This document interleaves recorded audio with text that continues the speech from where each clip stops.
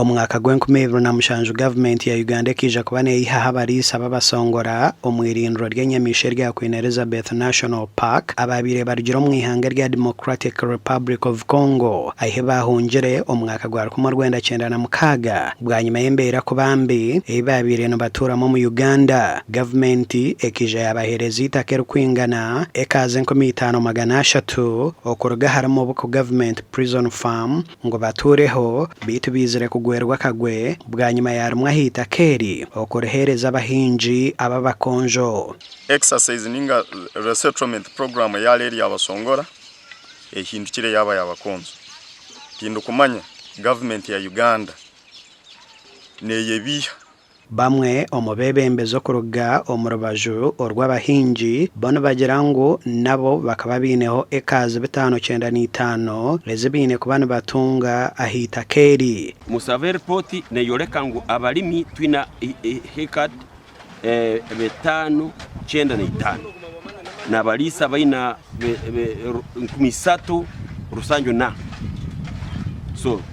nicho kurambu bo baina lingi ito twina liteito betu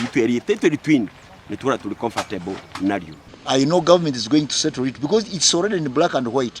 Acreage for the crop farmers, acreage for cattle keepers. Elias bya Mungu ordiswa kasese arabwira obona abarukwenda kwibita keri omwanya ogo kubine kwegendesereza kunkaba kamabita bakura bahiguru ni bamanye kiriho na intelligence ne mayikiriho na interest zabibi abikwenda kwiba matakabo intelligence zone zine so tugende mpora hanshongeje icyansaso mu byona nukusanga nibagamba ngo tuliyo ntubagana itaka ntubagana samu itaka lyabalisa na abalimi bete cyo busasa abalesere ba surveyor abakutimbe bina abakukore ebikondo abasimbiro mu mafamu abasimbiro mu misiri yeitu abasimbiro mu mafamu gate abasimbira hamaju gate nibakonjo bunga so ekikumanyisa itaka nilyabakonjo barito nabasongora naye kati nagenzo okuliranga bagamba nti ati bazisigula ekyo ngumusango kubanga toyinza kubanga tuli mu mativu ate n'okola ekintu ekiro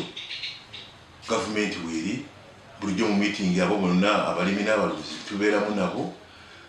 nandisobodde okutegeera nti ffe kyetwakoze gavumenti kyatulagira okukola era ne minisita kyatugamba okukola kyetukoze era tukyakola tutegereze cabinet sub committee neza kwija eshobora enshonga abantu abariho abahandike je bamayengu nibaha haronka families zimwe zikegabira ekazi 200 ogutumurundo gwo kubanzita keri kugera hemihondano kandi nyuma habantu bamwe bakatererwa omwita keri ahugamwe hamatungo agarmwente gakacwekerezebwa gasha kwa Gerbert Muhanguzi.